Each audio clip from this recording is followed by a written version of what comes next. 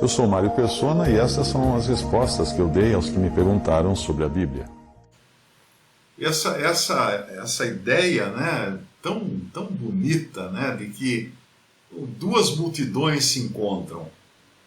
Uma indo para a cidade seguindo a Jesus.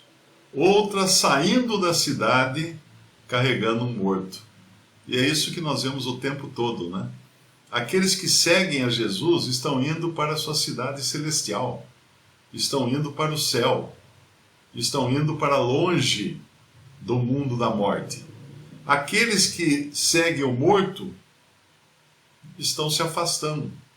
Agora, é importante a gente não perder de vista, isso aqui é um assunto até muito importante para aqueles que são recém-convertidos ou novos no conhecimento das dispensações. Entender que os evangelhos, eles não falam da igreja. Os evangelhos são tipicamente judaicos. As mensagens dos evangelhos são relacionadas a Israel, aos judeus e ao mundo, e aos gentios. A igreja não existia, apenas duas passagens dos evangelhos mencionam a igreja. Uma é em Mateus 16, e ela coloca o verbo no futuro, o Senhor coloca o verbo no futuro: edificarei a minha igreja, e as portas do inferno não prevalecerão contra ela. E outra é em Mateus 18, quando ele mostra a sua autoridade, o Senhor mostra a sua autoridade, quando ele estivesse no meio de 2 ou 3 congregados ao seu nome. Nós não encontramos isso no Antigo Testamento, de que as pessoas deveriam congregar ao nome do Senhor Jesus. Elas deveriam congregar num templo em Jerusalém, ou onde o Senhor indicasse, apenas lá, né? Mas ali nós temos agora uma pequena pincelada do que seria a autoridade do Senhor no meio dos seus. Era também no Antigo Testamento, porém de forma visível e material, né? O templo era o lugar, o nome do Senhor era colocado numa cidade, em Jerusalém, e no templo, especificamente no templo. Então, lembrando disso, é bom a gente pensar que muitas das coisas que acontecem, dos eventos que acontecem nos evangelhos, eles nos remetem ao futuro, ao que Deus vai fazer com os judeus e com o mundo. E esse aqui é um desses eventos, né? Nós vemos que esse jovem, ele ressuscita, ele é devolvido à sua mãe, e essa ressurreição é um prenúncio do que acontecerá com Israel no futuro. Israel vai ressuscitar. Israel vai ser trazido da morte de volta à vida, porque hoje eles estão mortos. Muitos pensam que tem uma passagem de Ezequiel, acho que é 34, né, do Vale de Ossos, quando o profeta vê um vale cheio de ossos, e os ossos começam... Ezequiel 37. O profeta vê o vale cheio de ossos, e os ossos começam a se juntar todos, que nem nesses filmes de ficção científica aí, de monstros, essas coisas, né? Mas lá é a Bíblia. Tudo que o homem cria depois, ele de alguma maneira pegou ideias que estavam até nas coisas de Deus. Mas esses ossos se reúnem então, e vem carne e cobre esses ossos. E alguns atribuem àquela passagem a ressurreição individual de cada ser humano. E outros atribuem essa passagem à volta de Israel à sua terra, não é? Que realmente vai acontecer. Poderia Deus criar uma nação num só dia? É isso que vai acontecer. Mas muitos confundem e acham que isso já aconteceu, que Israel já voltou para sua terra. Não. O que voltou para a terra é um povo ainda incrédulo, avesso, arredio, contrário ao Senhor. E a maioria nem sequer crê no Senhor. Voltaram lá por sentimento nacionalista apenas. 2/3 das pessoas que estão em Israel serão mortas. Serão mortas. Por quem serão mortas? Por esse que está aí agora brigando lá, a Rússia. Os exércitos russos passarão por Israel, 2/3 serão dizimados, irá para o Egito, depois voltar. São coisas ainda da profecia. Então, não aconteceu a volta bíblica dos judeus à sua terra. Não aconteceu. 1948, 47 ou 48, não foi o cumprimento da profecia, porque a Bíblia ensina claramente que quando eles voltarem, eles voltarão em temor e crerão no Senhor. Não é o que está acontecendo, de maneira alguma. Mas veja que, se nós pensarmos que um dia Deus irá ressuscitar esse povo, e o ponto que eu queria frisar é esse, que muitas coisas que acontecem nos evangelhos, não apenas as coisas que o Senhor fala, como aquelas que ele faz, remetem para o dia da restauração de Israel e também para a bênção dos gentios. Tudo isso é futuro, tudo isso é no milênio, não tem nada a ver com a igreja. Muitos cristãos pensam que aquelas passagens que falam de uma terra restaurada, com todo mundo fazendo piquenique no meio do leão e da ovelha, aquelas coisas, põe normalmente nos livros de criança, né? Tem lá o leão e a ovelha e a família fazendo piquenique. Eu acho engraçado porque as famílias, se o livrinho for da Testemunha de Jeová, elas são sempre separadas por etnias. Tem a família de negros, famílias de caucasianos, família de orientais, tudo separadinho por famílias, né? E tem uma visão meio preconceituosa até, né? Essa de que... Mas isso é a terra no milênio que vai acontecer isso. Esse é o povo de Israel no milênio e os gentios no milênio. Igreja não tem nada a ver com a terra. A igreja é um povo que foi criado a partir do céu para ser levado de volta para o céu. A habitação da igreja é o céu, não é a terra. Mas então, muitas das coisas que aparecem nos evangelhos apontam para esse dia de bênção para Israel e de bênção para o mundo e bênção para os gentios. Não tem nada a ver com a igreja, como volto a frisar. E nesse dia, Israel será efetivamente ressuscitada. O povo será ressuscitado no sentido de formado um povo com um coração, porém neles um coração de carne, o Senhor fala nas profecias do Antigo Testamento. Tirarei o coração de pedra deles e colocarei um coração de carne. Essa é a conversão real de Israel, para habitar no reino de Cristo de 1000 anos aqui na terra. Ok? E uma das características será dar uma invertida nisso que eu mencionei de entrevistas que fazem com os judeus nas ruas lá de Jerusalém, dar uma invertida nisso, porque eles não têm boca. Eles não têm boca para louvar a Deus, eles não têm boca para louvar o Senhor, não têm boca para reconhecer quem é o Senhor Jesus. E uma das evidências da ressurreição nacional, ou da restauração nacional desse povo de Israel, será que Deus dará a eles boca, dará a eles lábios para proclamarem as glórias do Senhor, para reconhecerem quem é o Senhor Jesus. Essa história aqui da viúva de Naim tem muito a ver com isso, como também tem a história de Ruth no Antigo Testamento, aquela viúva que tem as 2 filhas que precisam colher o resto do trigo lá nas beiradas da colheita, nas beiradas das eiras, e que depois Ruth irá se casar com Boaz. Ruth irá se casar com Boaz. E Boaz será aquele de cuja semente virá o Cristo, o Messias, Jesus. Boaz e Ruth. Ruth era uma estrangeira e Boaz. Desse casal virá o Messias. Virá o Messias. Então Ruth e Boaz é a história da restauração de Israel, que vai culminar no Messias. A nossa passagem aqui de Lucas, da viúva de Naim, que tem um filho ressuscitado, também é um spoiler, uma figura da ressurreição nacional de Israel, quando eles terão boca para louvar. Vamos abrir um versículo em Oséias, capítulo 14, versículo 1, diz assim: Converte-te, ó Israel, ao Senhor teu Deus, porque pelos teus pecados tens caído. Tomai convosco palavras, e convertei-vos ao Senhor. Dizei-lhe, tira toda a iniquidade e aceita o que é bom, e ofereceremos como novilhos os sacrifícios dos nossos lábios. Veja que o falar, o louvar, o bendizer ao Senhor é uma consequência de uma salvação já consumada, de uma restauração completa, como vai acontecer com Israel no futuro. No versículo 3, não nos salvará a Assíria, porque o povo de Israel tinha muito disso. Quando a coisa apertava, eles corriam para alguma nação mais forte.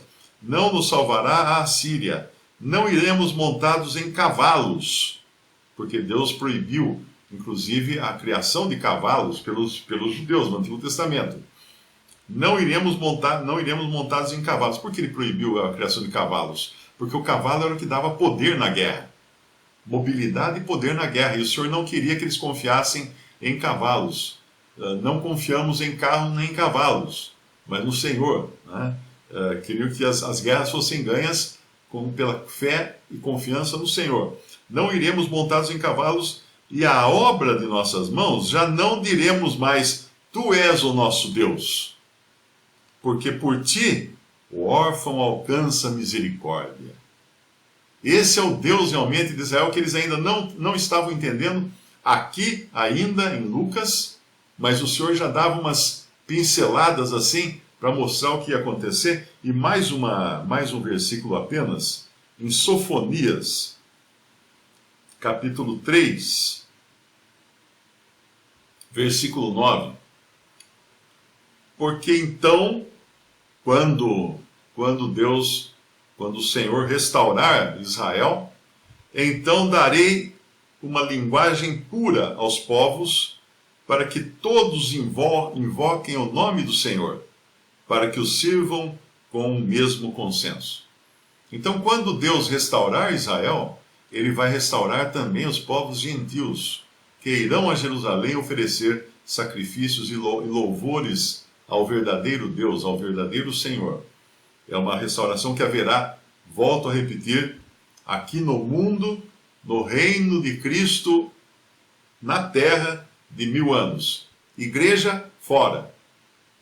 Tudo isso tem a ver com Israel e com a terra, mas o ponto que eu quero frisar aqui é que a verdadeira restauração produz uma mudança no falar. Por isso que quando alguém chega para mim, eu sou cristão porque não sei o quê, eu creio no homem lá de cima, e você escuta a maneira da pessoa falar, você fala, tem alguma coisa aí que não está batendo bem, que não está fechando a equação. Porque uma pessoa realmente convertida a Cristo, ela muda. Ela muda. Quando a pessoa chega para mim e fala assim, então é só eu crer em Jesus e continuo levando a vida do jeito que eu levo? Você não vai continuar a vida do jeito que você leva se você crer realmente em Jesus. Você vai mudar. Não que você mudando, você vai estar crendo em Jesus. Não, porque muitos que pregam falam assim, você precisa crer em Jesus, abandone o cigarro, abandone a prostituição, abandone não sei o que para você crer em Jesus e ser salvo. Você está botando o carro na frente dos bois. Não é assim. A fé em Cristo vai produzir uma mudança na pessoa. Não é a pessoa que vai mudar a si mesma para poder crer em Jesus. Não. Não é. Ela vai, a fé em Cristo, é como um trabalhador que eu tive, um empregado que eu tive no sítio, que eu tinha lá em Goiás, e ele, quando eu levava ele para a cidade, para fazer umas coisas, ele falava, seu Mário, eu preciso também resolver umas coisas da cidade. Aí deixava ele lá numa esquina. Quando eu voltava para pegá-lo de volta, o cara estava que nem um gambá de bêbado, né? Porque ele aproveitava quando ia na cidade, ele mandava ver, né? Só que ele comprava, acho que um saco de bala de hortelã e comia e mastigava aquilo. E quando ele entrava na minha Kombi, era um cheiro de hortelã. Então ele sabia que estava agindo errado. Mas ele não queria que isso viesse à tona, que isso aparecesse. Então, para tirar o bafo de pinga, ele comia um pacote de bala de hortelã. E aí ficava aquele cheiro de hortelã, ele estava na cara dele, aquele nariz vermelho, olhos vermelhos, aquela cara de quem encheu o caco. Não adiantava. Então, muitos que se dizem cristãos apenas encheram a boca de bala de hortelã. Eles querem evidenciar que tem uma vida diferente, mas não tem, continua lá dando uma vida antiga. Então, muito cuidado com isso quando falam para você, então quer dizer que só crê em Jesus e posso continuar caindo na gandaia? Então você não creu em Jesus. Então que se eu creio em Jesus, eu nunca vou perder a salvação? Quem fala isso pensando em cair na gandaia, nunca creu em Jesus. Porque você, quando crê realmente, você vai ter que se humilhar. A consequência, não que você vai ter que se humilhar para crer, a consequência de uma fé verdadeira é humilhação. Então Israel não está convertido ainda, porque não existe humilhação nenhuma neles. Eles continuam altivos, continuam chamando cristãos de, acho que é goi ou alguma coisa assim, um termo pejorativo. Eles não estão arrependidos. E Deus vai botar a boca deles no pó. À força. Quando, durante a grande tribulação, eles serão atacados de todos os lados. E 2/3 dele, eu acho que é. 1/3 ou 2/3? 2/3. Serão mortos ali mesmo na terra de Israel. Tinha um pregador cristão, que já faleceu há alguns anos, né? E ele dizia assim, não, quando eu encontro um judeu, eu não prego o evangelho para ele. Eu digo para ele voltar para a terra de Israel, que lá que é o lugar dele. Que besteira é essa? Não existe isso. Quer dizer que voltando para Israel ele vai ser salvo? Não. Ele tem que crer em Cristo, porque Deus tem 3 povos hoje na terra. Ele vê com 3 povos, judeus, gentios e igreja. Três classes de pessoas. Um judeu que se converte a Cristo, ele agora faz parte da igreja que é o corpo de Cristo. Ele saiu, aos olhos de Deus, ele não está debaixo das mesmas maldições que os judeus lançaram sobre si mesmos quando crucificaram a Jesus. Então, uma pessoa, quando realmente se converte, Israel, quando se converter verdadeiramente, tem muito cristão aí que fica badulando judeu e tudo porque acha que não. Claro que eles são o povo escolhido por Deus, claro que está errado tudo que os povos fizeram contra eles.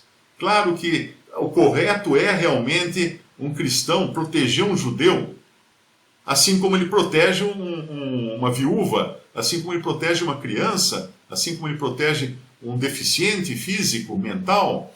Claro, porque o povo de Deus, Israel, Deus vai voltar a tratar com eles. Não tem nenhum fundamento você querer perseguir judeus, matar judeus, mandar judeus para campo de concentração, como fizeram cristãos protestantes durante a Segunda Guerra Mundial. Mas não seja ingênuo. Eles continuam inimigos de Deus porque eles não passaram ainda por Jeremias capítulo 31. Jeremias capítulo 31. Na verdade que depois que me converti, tive arrependimento. Olha que interessante, o arrependimento depois da conversão. Porque o arrependimento é uma obra de Deus no coração de uma pessoa realmente convertida. Depois que me converti, tive arrependimento. Depois que fui instruído, bati na minha coxa. Fiquei confuso e também me envergonhei porque suportei o opróbrio da minha mocidade. Aqui outra versão diria, suportei a falta de vergonha da minha juventude. Então uma pessoa realmente convertida, ela vai ter um coração contrito. E não falar assim, então não perco a salvação, então que legal, agora ficou melhor a vida, então vou cair na gandaia, a terceira potência aqui, porque nunca creu de verdade. Então o Israel que está aí, os judeus, né, que estão aí, que a gente chama de judeu, são apenas Judá e Benjamim. 2 tribos, as 10 tribos estão ainda perdidas. Judá e Benjamim, que são judeus, que estão aí, eles ainda não se converteram, eles não voltaram à terra com o coração contrito, como acontecerá? O vale de ossos ainda não se transformou, não houve a ressurreição nacional desse povo, que é o que representa aquele vale de ossos. Ainda vai acontecer, e isso também se reflete quando uma pessoa, individualmente, falando nacionalmente de Israel, que irá se converter nacionalmente, mas uma pessoa individualmente, não há conversão sem consequências. Sem consequências. E que consequências são essas? Uma mudança no falar. Uma mudança no falar, uma mudança no andar, uma mudança nas coisas que aprecia, no seu paladar das coisas espirituais. Se não houve essa mudança, é questionável que tenha acontecido uma verdadeira conversão, tanto quanto é questionável que os judeus tenham retornado à terra da maneira como Deus irá fazer com eles ainda no futuro. Visite respondi.com.br. Adquira os livros ou baixe e-books. Visite 3minutos.net. Baixe o aplicativo.